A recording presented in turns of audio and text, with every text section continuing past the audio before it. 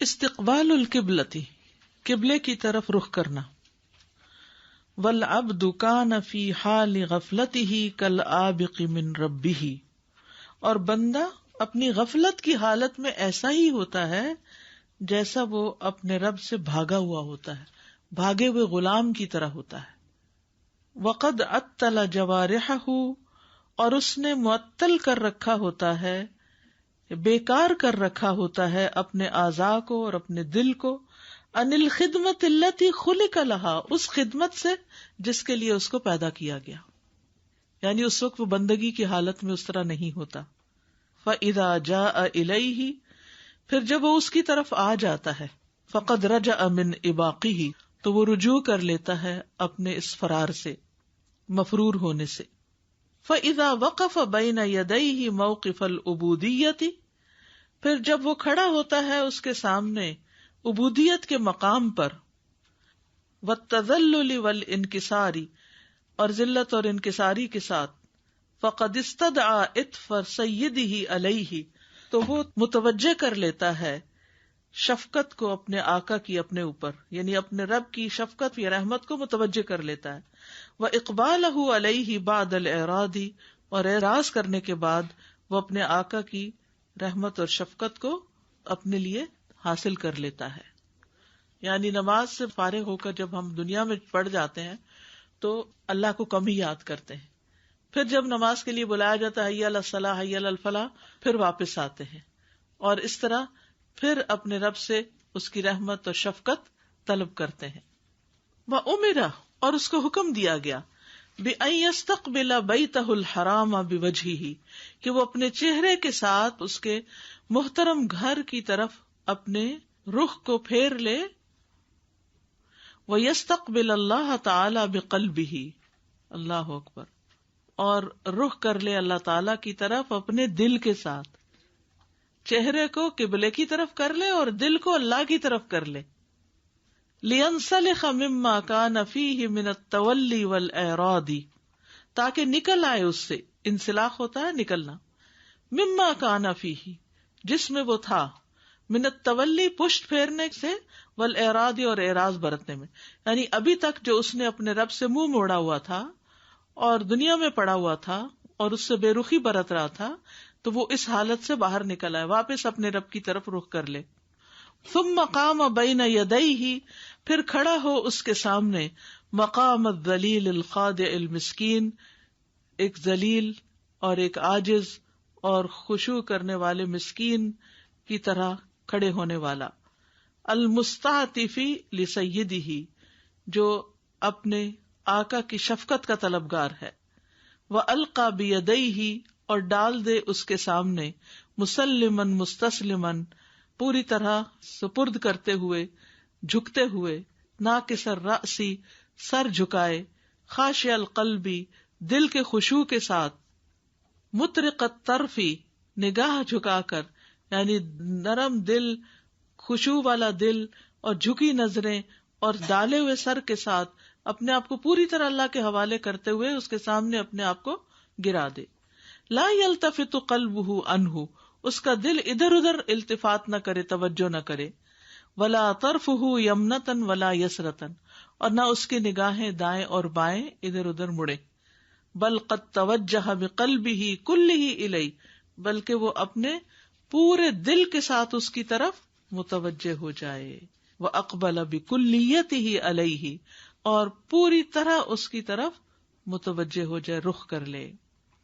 تو اس میں انہوں نے بہت خوبصورتی کے ساتھ یہ بتایا ہے اور ایک مثال کے ذریعے یہ بات سمجھائی ہے کہ جس طرح انسانوں کا کوئی غلام ہوتا ہے، آج کے دور میں غلام تو نہیں ہوتے، لیکن جیسے کوئی بھی کہیں کسی آفس میں کام کرتا ہے، وہ بھی اس سے غلامی سے ملتی جلتی چیز ہی ہوتی ہے.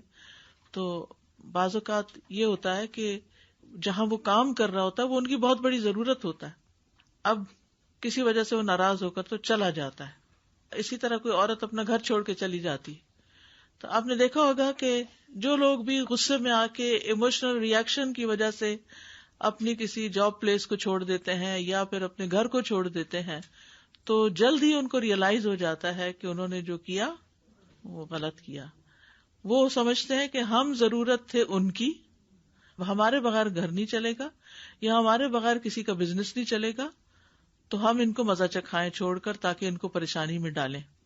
بندوں کے ساتھ تو پھر بھی انہیں کوئی پریشانی ہو ہی جاتی ہے، لیکن اللہ سبحانہ تعالیٰ کو تو کوئی فرق ہی نہیں پڑتا.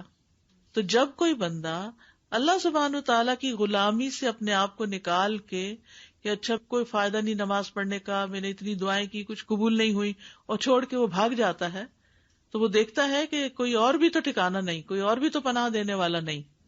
تو پھر اس کو جب یہ احساس ہوتا ہے تو پھر وہ واپس آ جاتا ہے. ٹھیک ہے. تو اسی طرح انسانوں کے ساتھ بھی جب ہمارے ایسے معاملات ہوتے ہیں تو بعض اوقات آپ نے دیکھا ہوگا کہ سپریشن کے دوران ہی ہسبینڈ وائف کو یہ احساس ہو جاتا ہے کہ ہم ایک دوسرے کے بغیر نہیں رہ سکتے، تو پھر وہ واپس پلٹ آتے ہیں. وہاں تو ایک اور ریزن ہوتی ہے واپس پلٹنے کی، لیکن دنیا میں بھی انسان کو ہر آن اللہ کی طرف پلٹنے کی ایک ضرورت ہوتی ہے. تو بندہ جب دنیا میں جاتا ہے اور بہت دل لگا لیتا ہے اور بڑی خوشی کا اظہار کرتا ہے تو اللہ تعالیٰ اس کو دیکھ رہے ہوتے ہیں. دیکھیے نماز میں تو یہ ہمارا بندہ کھڑا تھا اور کچن میں گھنٹوں خوشی سے کھڑے ہیں، یا اپنی جاب پلیس پر یا کہیں پر بھی خوشی خوشی، کیونکہ اس میں سے وقتی فائدہ ہمیں نکل رہا ہوتا ہے نا، تو وہ کیفیت اور ہوتی ہے کچھ. تو بہرحال جو غفلت کی حالت ہوتی ہے یا دنیا میں انوالومنٹ کی حالت ہوتی ہے، وہ اللہ سبحانہ تعالیٰ کے ذکر، اس کی یاد، اس کی بندگی سے غفلت ہوتی. اور پھر انسان جو ہے اللہ کے لیے کچھ کر نہیں رہا ہوتا، اس کے جسم، اس کی جان، اس کا دل، دماغ سب کچھ دنیا میں لگا ہوا ہوتا ہے. تو پھر جب نماز کا وقت آتا ہے، واپس آتا ہے، تو ایسے ہی آتا ہے جیسے کوئی بھاگا ہوا غلام، اور پھر وہ عبودیت کے مقام پر تذلل اور انکساری کے ساتھ اپنے رب کے سامنے کھڑا ہو جاتا ہے اور اپنے رب کی رحمت کو پکارتا ہے اور اس کی توجہ کو حاصل کرتا ہے، اور اس کے لیے وہ قبلے کی طرف رخ کرتا ہے اور اپنے دل کو اللہ کی طرف متوجہ کر لیتا ہے، تاکہ ابھی تک اس نے جو اعراض برتا تھا یا اللہ سے دور تھا یا غافل تھا، وہ واپس اپنے رب سے کنیکٹ ہو جائے، اور پھر پوری طرح خشوع و خضوع کا اظہار کر کے مسکین بندہ بن کے اپنے رب کی رحمت تلاش کرتا ہے. یہ بات بڑی خوبصورت ہے، کیونکہ آپ نے کبھی کسی فقیر کو مانگتے ہوئے دیکھا؟ کیسے مانگتے؟ اپنے آپ کو بالکل گرا کے، پیچھے پڑ کے، بعض اوقات رو رو کے، بعض اوقات اپنے مسائل سنا سنا کے. ہم جب اللہ کے سامنے جاتے ہیں تو کیا ہمارا حال بھی کسی مسکین کی طرح ہوتا ہے؟ یا نماز میں بھی ہم ایسے ہی بس کھڑے ہیں اکڑ کے؟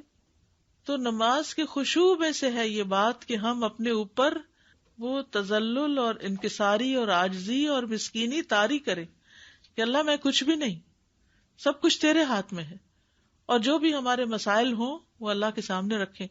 کتنا بہترین وقت اور ذریعہ ہے ساتھ کے ساتھ مسائل سے نبٹنے کا کہ ان کو اکٹھے بھی نہیں ہونے دینے کی ضرورت. ہر نماز کے وقت وہ جو پیچھے کے وقت میں مسئلہ آیا، چاہے کسی انسان کی طرف، چاہے بہت آبویس ہو جائے انڈائریکٹ، کیونکہ بعض اوقات یہ بھی ہوتا ہے نا کہ کچھ چیزیں کوئی آپ کو کہہ نہیں رہا ہوتا لیکن آپ خود ہی کچھ محسوس کر رہے ہوتے ہیں، وہ آپ کو زیادہ ڈسٹرب کر رہی ہوتی ہیں. مثلاً کسی شخص کی بلا وجہ لمبی خاموشی گھر میں یا کہیں باہر، تو دوسرا شخص اس سے دباؤ محسوس کرتا ہے کہ یہ کیا مسئلہ ہے.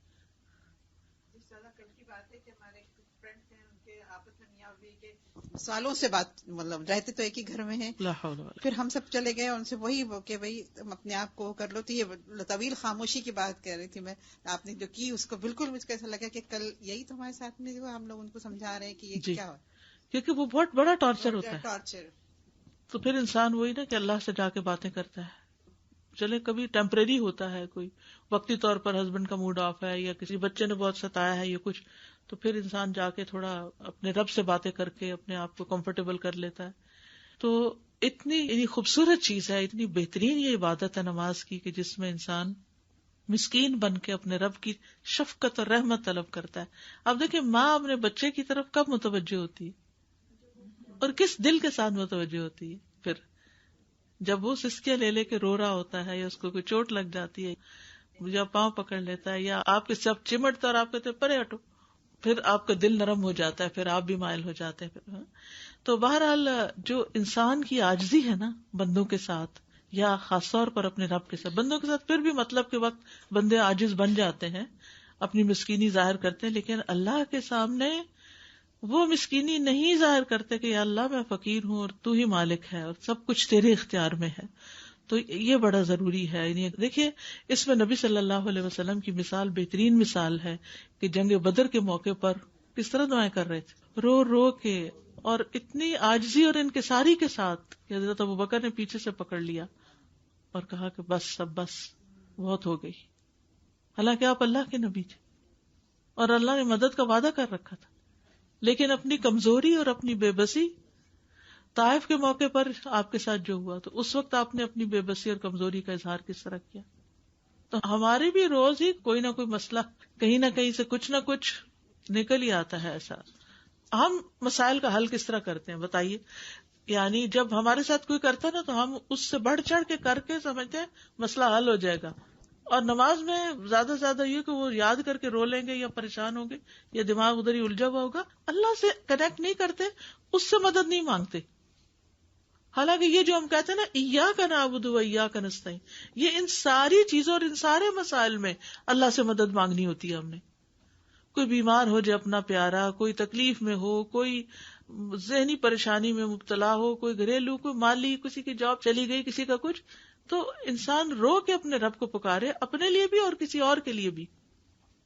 لیکن یہ عاجزی اور یہ جو اللہ کی رحمت کو پکارنا ہے اور جو طلب کرنا ہے اور جو اپنے آپ کو چھوٹا ظاہر کرنا ہے, یہی تو عبودیت ہے اصل میں. اسی لیے تو زمین پہ ناک رکھ دیتے ہیں اپنی, اسی لیے تو اپنے پورے اعضاء کے ساتھ جھکتے ہیں. اور پھر خصوصاً قبلے کی طرف رخ کرنا علامت ہے فوکس ہونے کی, کہ پوری طرح متوجہ ہو جاؤ. یعنی پہلے ہم ادھر ادھر, یمنا یسرا, یمنا یمین سے, یسرا یسار سے ہے, تو یعنی جب دنیا کی طرف متوجہ ہوتے ہیں تو کبھی کچھ کر رہے ہوتے ہیں, کبھی کچھ, کبھی ایک ٹانگ ادھر ہے ایک ادھر, بھاگ رہے ہیں. پھر جب نماز پڑھتے ہیں, چاہے گھر میں پڑھیں, چاہے مسجد میں پڑھیں, چاہے کسی سفر میں پڑھیں, کہیں بھی, تو ہمیں وضو کروا کے قبلے کی طرف رکھ کر کے فوکس کر دیا جاتا. کتنی تھکاوٹ اتر جاتی ہے, سب کچھ پیچھے چھوڑ دو اس کو. کتنی اللہ کی محبت ہے اور رحمت ہے کہ اس نے یہ نماز کا طریقہ ہمیں دیا. یہ بھی ہو سکتا تھا اللہ تعالیٰ کہتے کہ اچھا ٹھیک ہے, وہ کچن میں کام کرتے کرتے ساری نماز زبان سے بول لو اور وہ ساری ہو جائے گی. یہ بھی ہو سکتا تھا. آفس کی کرسی میں بیٹھے بیٹھے سب کچھ پڑھ لو, بس نماز ہو جائے گی. نہیں, چھوڑو سب کچھ, چھوڑو جس چیز نے تمہیں پریشان کر رکھا ہے, اور آ جاؤ میری طرف اور قبلے کی طرف رخ کرو. یہ قبلے کی طرف رخ کرنا بھی اور یہ جو فوکسڈ ہونا ہے, یہ بھی ایک نعمت اور رحمت ہے اللہ کی. ایک ایک حالت اور ایک ایک وہ جو ہے نا, پیچھے آپ پڑھ چکے, مختلف حالات اور مختلف جو اوقات ہیں ان میں جو کچھ پیش آتا ہے اس کے مطابق ایکشنز جو ہمیں بتائے گئے ہیں, یہ سارے بہت پرفیکٹ ہیں. ایک چیز تو یہ کنیکشن کے جو آپ نے کہا نا قبلے کی طرف ری فوکس ہونا. استاد جی نیویگیشن سسٹم جب ہم فالو کر رہے ہوتے ہیں نا, ڈرائیو کرتے ہیں, تو تھوڑا سا اگر آپ اپنی ڈائریکشن پہ ہی جا رہے ہیں لیکن لیٹس سے آپ نے گیس کے لیے آپ نے گاڑی روک لی گیس اسٹیشن, تو وہ فوراً آتا ہے ری سینٹر ایک دم سے, even if you sort of getting back there, recentre. تو یہ وہ ری فوکس ہے, کیونکہ میں سوچتی ہوں کہ زندگی میں دنیا میں ہمارا سفر آخرت کی طرف ہی ہے نا, تو ہم اللہ سبحانہ تعالیٰ کی طرف جاتے جاتے ادھر ادھر جب ہو جاتے ہیں, تو اللہ سبحانہ تعالیٰ نے دن میں 5 دفعہ اس کو مینڈیٹوری کر دیا کہ ری سینٹر, کم بیک, رائٹ. سبحان اللہ. استاذہ مجھے 2 پوائنٹس میرے ذہن میں آ رہے تھے. ایک تو یہ تھا کہ جیسے ظاہر ہے ہم سب کے ساتھ ایسے ہوتا ہے نا, کبھی طبیعت خراب ہوتی ہے یا کچھ بھی, اور تھکاوٹ ہو جاتی ہے, اور پھر اس میں نا ایک انسان کے اندر نیچرلی ایک اس کو ہوتا ہے کہ اچھا آپ کوئی مجھے آ کے پوچھے, میرا خیال کرے. لیکن میں نے نوٹس کیا کہ جب بھی کبھی میری طبیعت خراب ہوتی نا, تو میں 2 نفل پڑھ کے نا پھر اللہ سے دعا کرتی ہوں صحت کی, تو مجھے ایسا لگتا ہے کہ ہر چیز سے اللہ نے مجھے ایگزیمپٹ کر دیا, اور اتنا سکون آتا ہے اور الحمدللہ شفا بھی ملتی ہے. دوسرا استاذہ بھی 2 دن پہلے میری خالہ ہیں, تو ان کی ٹرپل بائی پاس سرجری ہونی تھی. تو ہماری جو خالہ ہیں بہت جیسے امی کی طرح بہت زیادہ ہم سب کے ساتھ انہوں نے کیا, تو سبھی گھر والے پریشان تھے. تو ظہر سے پہلے ہی امی کا بار بار فون آ رہا تھا, مجھے کہیں تھی کہ دعا کرنا خالہ کے لیے نا. تو پہلے میں نے ظہر کی نماز باجماعت پڑھی, پھر ان کے لیے دعا کی, پھر بعد میں نفل پڑھ کے پھر دعا کی. تو مجھے اتنا سکون مل گیا نا الحمدللہ. اگرچہ اب آپ دیکھیں وہ اتنی دور ہے, میں پاس بھی نہیں, تو وہی آپ نے جو بات کی نا کہ انسان ایک نماز سے دوسری نماز کے درمیان اتنی فکریں پریشانیاں, بس نماز پڑھیں, خوب فوکسڈ ہو کے دعا کریں, اگر پھر بھی سکون نہیں آ رہا نفل پڑھ کے دعا کریں. تو ایسے لگتا ہے کہ آپ کو اسی وقت دیر ان سولوشن مل گیا، اللہ تعالیٰ نے آپ کا مسئلہ حل کر دیا. بالکل. اساتذہ جی یہ بات ہے نا سپردگی کی اور مسکینی کی، تو میں سوچ رہی تھی 1-2 دن پہلے کسی اور چیز کے حساب سے کہ اگر ہم نماز کو واقعی سمجھے، اور آپ نے ذکر کیا تھا اللہ سبحانہ تعالیٰ کی معرفت کا اور اللہ سبحانہ تعالیٰ کے اسماء کو جاننے کا، کہ جب ہم جانتے ہیں کہ اللہ سبحانہ تعالیٰ غنی ہے اور ہم فقیر ہیں، تو جب ہم نماز میں گئے اور کوئی کسی بھی قسم کا فقر طاری ہوتا ہے نا انسان پہ، کبھی ایموشنل فقر ہوتا ہے، کبھی کوئی اور ہوتا ہے، تو انسان اللہ سبحانہ تعالیٰ کے پاس جا رہا ہے ٹو ٹیک دیٹ جس کے وہ مالک ہے. اور جب آپ ہیلپ لیس فیل کر رہے ہوتے ہیں تو آپ اس کے پاس جاتے ہیں جو مالک ہے، مالک کے یوم الدین بھی ہے اور ہر طرح کی اس کی ملکیت. یعنی جتنا اللہ سبحانہ تعالیٰ کے ناموں پہ انسان غور کرتا ہے، پھر نماز میں جب جاتا ہے تو پھر وہ جو فیلنگ آتی ہے نا کہ ہم ہر طرح سے اللہ پہ ڈیپینڈنٹ ہے. اف وی نیڈ riches تو وہ مالک ہے تمام خزانوں کا، اگر ہمیں بیماری کا کوئی ایشو ہے تو وہ شافی ہے، اگر ہمیں کوئی اور ایشو ہے تو ہر چیز اللہ سبحانہ تعالیٰ از لائک دا سارے خزانے ہی اسی کے پاس ہیں. یعنی نماز سے پہلے کے وقفے میں جتنے بوجھ ہم پر پڑ جاتے ہیں، چاہے وہ باتوں کے یا کسی جسمانی تھکاوٹ کے، وہ نماز میں جا کے ایسا لگتا ہے سارے آف لوڈ کر دیے، سب اتار دیے. جی. اور جو پچھلی کلاس میں تھا نا استاذہ جی کہ نماز ہمیں اسپرچولی نرش کرتی ہے، اور ہم جا کے جیسے تری پاتے ہیں، جب خشک ہو جاتے ہیں، قحط زدہ ہو جاتے ہیں اور جا کے تری پاتے ہیں، تو وہ مجھے خیال آ رہا تھا کہ ہر طرح کی خشکی ہوتی ہے اور ہر طرح کی تری اللہ سبحانہ تعالیٰ سے ہی لی جا سکتی ہے. بالکل. آپ کی بات سن کے نا مجھے یاد ہے، میں ٹائم مینجمنٹ کے بارے میں مختلف چیزیں پڑھ رہی تھی، تو اس میں انہوں نے کہا کہ ہم سب کو اپنے آپ کو ری سٹارٹ کرنا آنا چاہیے. اور ری سٹارٹ کرنے کا انہوں نے کیا کہا کہ جیسے بعض دفعہ ہوتا ہے نا ہم اتنے اوور ویلم ہو جاتے ہیں، ہو نہیں رہا، ختم نہیں ہو رہا، تو انہوں نے کہا کہ آپ سب کچھ چھوڑ دیں اور جا کے واک کریں اور کچھ ڈسٹریکٹ کریں 10 منٹس کے لیے، پھر آ کے دوبارہ اپنے آپ کو ری سٹارٹ کریں. تو میں سوچی تھی نماز ایک طرح سے ہمیں ری سٹارٹ کر دیتی، ریفریش کر دیتی ہے نا. استاذہ یہ جو ٹاپک ہے ہم اس کے بارے میں بار بار سوچ رہے ہیں، قبلے کی طرف رخ کرنا، تو جو بات ہے نا لوگوں سے ان کا قبلہ مت چھینیے ورنہ وہ آپ کو اپنا قبلہ بنا لیں گے. سب سے پہلے یہ ہمارے لیے بہت ضروری ہے، ہمارا قبلہ کیا ہے، کیا یہ وہی ہے جو اللہ سبحانہ و تعالیٰ نے ہمارے لیے طے کیا ہے. تبھی جب 5 وقت ہم اللہ سبحانہ و تعالیٰ کی طرف اس قبلے کو ایکسیپٹ کر پائیں گے، کیونکہ دنیا میں تو ہمیں بار بار پڑھنا ہی ہے اس جگہ پہ، مگر جب ہم اس قبلے کو ایکسیپٹ کر لیں گے، اللہ سبحانہ وتعالیٰ کی طرف رخ کر لیں گے، تو ہماری نماز میں خشوع انشاءاللہ ضرور آئے گا. انشاءاللہ. قرآن مجید میں اللہ سبحانہ وتعالیٰ نے بار بار قبلے کی طرف رخ کرنے کا حکم دیا، اس لیے فرض نماز قبلے کی طرف منہ کے بغیر ہوتی نہیں، الا یہ کہ کوئی ذریعہ ہی نہ ہو آپ کو معلوم کرنے کا، جیسے جہاز پر نماز ہوتی ہے. ورنہ دوسرے پارے کا آغاز آپ دیکھیے، ترجمہ پڑھ کے دیکھیے، کئی دفعہ یہی حکم دیا گیا، وَمِنْ حَيْثُ خَرَجْتَ فَوَلِّ وَجْهَكَ شَطْرَ الْمَسْجِدِ الْحَرَامِ، اور یہ اس کے فرائض میں شامل کر دیا گیا، یعنی نماز اس کے بغیر ہوتی ہی نہیں. پھر اسی طرح یہ مسلمان کی پہچان ہے، یعنی مسلمان ہونے کے لیے ضروری ہے کہ آپ اسی قبلے کو فالو کریں.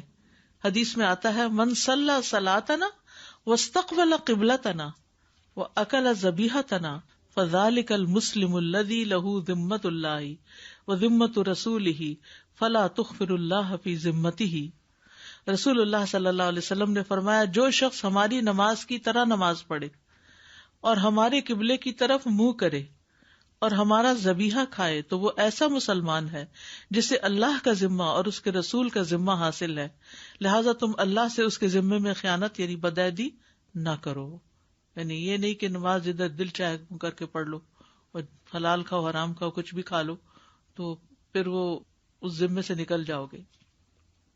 پھر اسی طرح رسول اللہ صلی اللہ علیہ وسلم نے فرمایا، یقیناً ہر چیز کا ایک سردار ہوتا ہے اور مجلسوں کی سردار وہ مجلس ہے جو قبلے کے سامنے ہو، یعنی نماز پڑھ رہے ہوں یا حرم میں قبلے کے بالکل سامنے ہو. قبلے کی طرف منہ کرنا نماز کی شرائط میں سے ہے. جو فرض نماز قبلہ رخ سے ہٹ کر پڑھتا ہے جبکہ اسے قبلہ رخ ہونے پر قدرت حاصل تھی تو اس پر تمام علماء کا اجماع ہے کہ اس کی نماز باطل ہے. استغفر اللہ، یعنی نماز ہوتی ہی نہیں.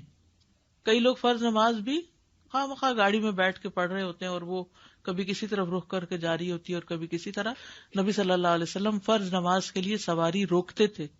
یاد رکھیے صرف 2 حالتیں ایسی ہیں کہ جس میں قبلہ رخ نہ ہو تو کوئی بات نہیں، اس میں سے ایک حالت خوف اور دوسری سواری پر سفر کی حالت میں نفل نماز ہے. فرض نماز میں قبلے کی طرف رخ کرنا لازم ہے، یعنی حدیث میں آتا ہے جب آپ فرض نماز پڑھنے کا ارادہ کرتے تو سواری سے اترتے اور قبلہ رخ ہو کر نماز پڑھتے تھے۔ نفل نماز کے لیے ابتدا میں قبلے کی طرف منہ کر لینا چاہیے اور پھر جدھر بھی وہ گاڑی چلتی جائے۔ اپنے اور قبلے کے درمیان کسی چیز کو حائل نہیں ہونے دینا چاہیے، یعنی ستھرا رکھنا چاہیے، اور پھر کوئی اگر بیچ میں سے آئے تو اس کو ہٹانا چاہیے، گزرنے نہیں دینا چاہیے۔ سجدے میں ہاتھوں کو قبلہ رخ کریں، کئی لوگ یوں کر کے نماز پڑھتے ہیں، یہ بہت اہم بات ہے، یعنی جب آپ سجدہ کریں تو آپ کی انگلیوں کا رخ قبلے کی طرف ہونا چاہیے، ایسے نہیں رکھے ہاتھ۔